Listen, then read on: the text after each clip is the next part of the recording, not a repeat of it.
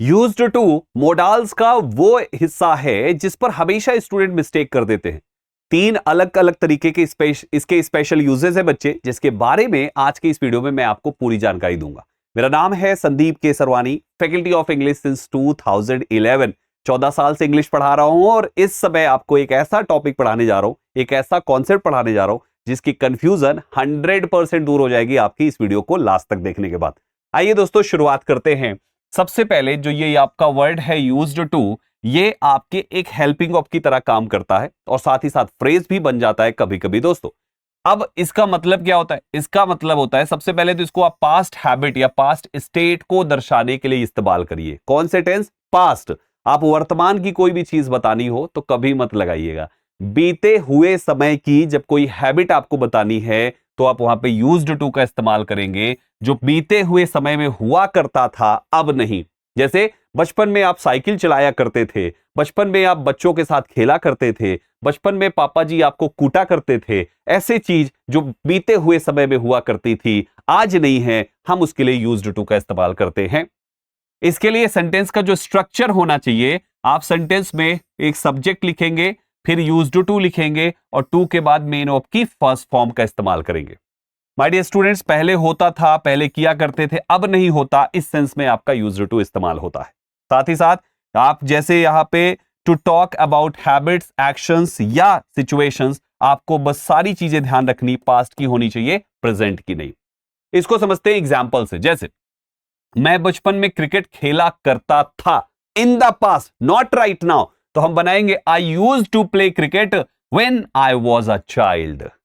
दूसरा सेंटेंस, वह पहले दिल्ली में रहा करती थी या रहती थी पहले, नॉट राइट नाउ, तो हम बनाएंगे she used to live in Delhi. आप सेंटेंस के स्ट्रक्चर पर ध्यान दीजिए। आप एक सब्जेक्ट लिख रहे हैं और डायरेक्ट बाद यूज्ड टू लिख रहे हैं, तो मेन ऑफ की फर्स्ट फॉर्म। एक और example, we used to go to the park every Sunday every Sunday park जाया करते थे। आपने सब्जेक्ट लिखा, यूज्ड टू लिखा और सीधा मेन ऑफ की फर्स्ट फॉर्म। कुछ बच्चे गलती करते हैं, कुछ बच्चे यूज टू लिख देते हैं या सिंगुलर सब्जेक्ट लगा के वो सोचते हैं यूजेस टू लगा सकते हैं। ऐसा गलत है दोस्तों। ना तो यूजेस टू कुछ होता है और ना ही यूज टू कुछ होता है। केवल एक होता है, that is used to, past के लिए। प्रेजेंट के लिए ऐसा नहीं बनाया जाता इसका। अगर कोई प्रेजेंट की हैबिट होती है तो प्रेजेंट की हैबिट के लिए आपको प्रेजेंट इंडेफिनिट बनाना पड़ता है। जैसे इसी सेंटेंस में अगर कहें मैं बचपन में क्रिकेट खेला करता था, इसकी जगह पे अगर आप प्रेजेंट में क्रिकेट खेलते हो तो आप लिखेंगे I play cricket these days, now days, कुछ भी ऐसा, मतलब I play cricket every day, ये कह लीजिए। तो आपकी प्रेजेंट की हैबिट है तो प्रेजेंट इंडेफिनिट, पास्ट की हैबिट है तो यूज्ड टू से बनाइए। स्ट्रक्चर का ध्यान दिया आपने। अब इसी पे दूसरा स्ट्रक्चर आता है, वो आता है बी यूज्ड टू का। कभी कभी क्या होता है कि आपके सब्जेक्ट के डायरेक्ट बाद यूज्ड टू नहीं आता, बल्कि बीच में कोई बी की फॉर्म लग जाती है, इज, एम, आर, वॉज और वर में से दोस्तों। अगर सब्जेक्ट के डायरेक्ट बाद यूज्ड टू ना हो, बीच में अलग से कोई हेल्पिंग वर्ब आ जाए, तो इस यूज्ड टू को एक फ्रेज की तरह यूज किया जाता है। ऐसी सिचुएशन में आपको यूज्ड टू के बाद मेन वर्ब की आईएनजी फॉर्म लिखनी है, फर्स्ट फॉर्म नहीं लिखनी दोस्तों। एक बार फिर से ध्यान से समझ लीजिए। अगर आपने सब्जेक्ट लिखा और आपने बी की फॉर्म लिखकर यूज्ड टू लिखा, तो इस टू के बाद अब आईएनजी फॉर्म आएगी, नाउन का फर्स्ट आईएनजी फॉर्म आएगी, फर्स्ट फॉर्म नहीं आएगी। तो या तो आईएनजी फॉर्म लिखिए अगर आप वर्ब लिख रहे हैं, या तो आप कोई नाउन लिख दीजिए। ठीक, ऐसे सिचुएशन में इसका मतलब आदि है या आदि हूं, यानी वर्तमान की सेंस में यूज होता है, क्योंकि आप वर्तमान वाली हेल्पिंग वर्ब भी यूज कर रहे हैं दोस्तों। यानी कि to express that someone is accustomed to something, किसी चीज का आदी होना, उसी को इंग्लिश में लिखा हुआ है। अब देखिए एग्जांपल समझते हैं। मुझे ठंडे मौसम की आदत है, यानी कि ठंडे मौसम का आदी है वो इंसान, आदत है उसको, तो आप बनाएंगे I am used to cold weather. अब ध्यान से देखिए, आपने सब्जेक्ट लिखने के बाद डायरेक्ट बाद यूज्ड टू नहीं लिखा, एम लिखा, फिर यूज्ड टू लिखा, तो हमें यहां पे आगे नाउन या तो मेन ऑफ की आईएनजी फॉर्म लिखनी पड़ेगी। दूसरा सेंटेंस, उसे जल्दी उठने की आदत थी, पास्ट में कहा तो पास्ट की हेल्पिंग ऑफ लगा दिया, यानी शी वॉज यूज्ड टू, और यूज्ड टू वॉज लिखने के बाद लिखा है तो आईएनजी लिखना पड़ेगा। Waking up early. तीसरा एग्जाम्पल है they are used to walking at night, यानी वे रात में काम करने के आदी हैं, तो प्रेजेंट की वर्ब लगाएंगे और वर्ब लिखकर अगर आपने यूज्ड टू लिखा तो बच्चे आपको आईएनजी में लिखना।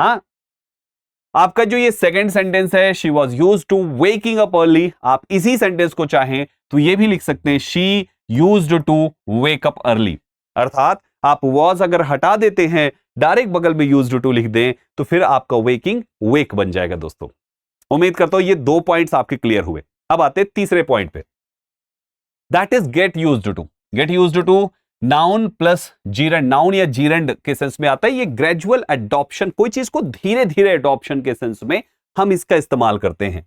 सब्जेक्ट प्लस गेट शब्द का यूज किया जाएगा किसी हेल्पिंग वर्ब के साथ या डायरेक्ट किसी भी टेंस में आप ले सकते हैं। जैसे ये प्रेजेंट है, ये पास्ट है, ये फ्यूचर है। गेट शब्द किसी भी टेंस में जा सकता है। इसके बाद आप यूज्ड टू लिखते हैं और यूज्ड टू के बाद आप या तो नाउन लिखेंगे या तो आप वर्ब की आईएनजी फॉर्म लिखेंगे। आप ध्यान से देखिए यहां पर ये शब्द जो है, ये यूज्ड टू का जो स्ट्रक्चर है ये आपके सेकंड वाले रूल के हिसाब से है। जैसे सेकंड वाले में भी वर्ब टू बी लिखने के बाद यूज्ड टू लिखा गया और फिर नाउन या जीरेंड लिखा गया, ठीक उसी प्रकार से बी वर्ब की जगह पे अगर आप गेट शब्द लिखते हैं, गेट वर्ब लिखते हैं तो भी आपको सेम पैटर्न पे जाना पड़ेगा। आदत डालना या हो रही है, हो गई है जैसा मीनिंग इसका निकल के आएगा, यानी एक्सप्रेस करना होगा process of becoming accustomed to something, बात वही है, बस ये ग्रेजुअली होगा, धीरे धीरे होगा। हम इसको एग्जांपल समझते हैं। मुझे इस नई नौकरी की आदत हो रही है।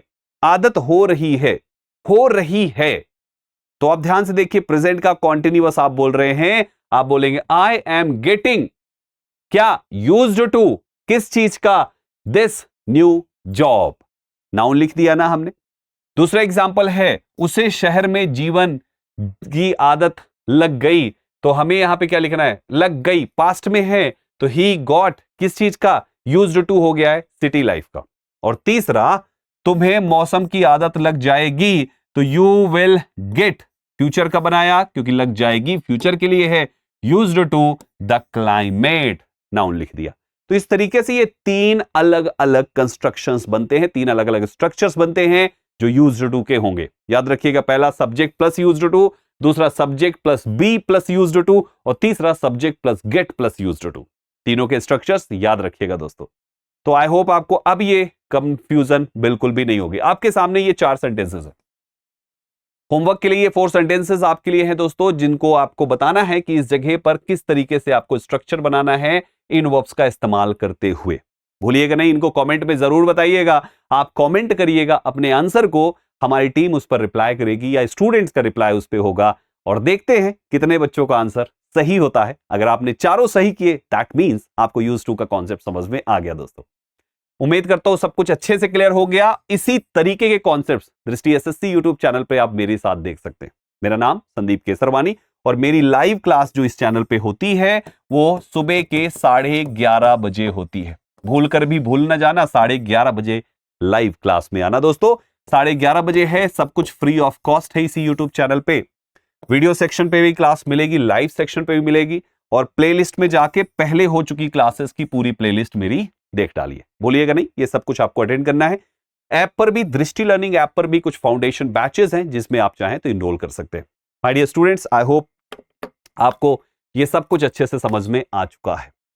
अगली किस टॉपिक पे आप चाहते हैं कि मैं आपके लिए वीडियो बनाऊं, आप हमें कमेंट जरूर करिएगा। जिस टॉपिक पर आप डिमांड करेंगे हम आपके लिए उस पर वीडियो जरूर बनाएंगे। दोस्तों मिलते हैं आप सभी से अगली क्लास में, तब तक अपना ख्याल रखिए। इजाजत दीजिए मुझे, मैं संदीप केसरवानी, साइनिंग ऑफ।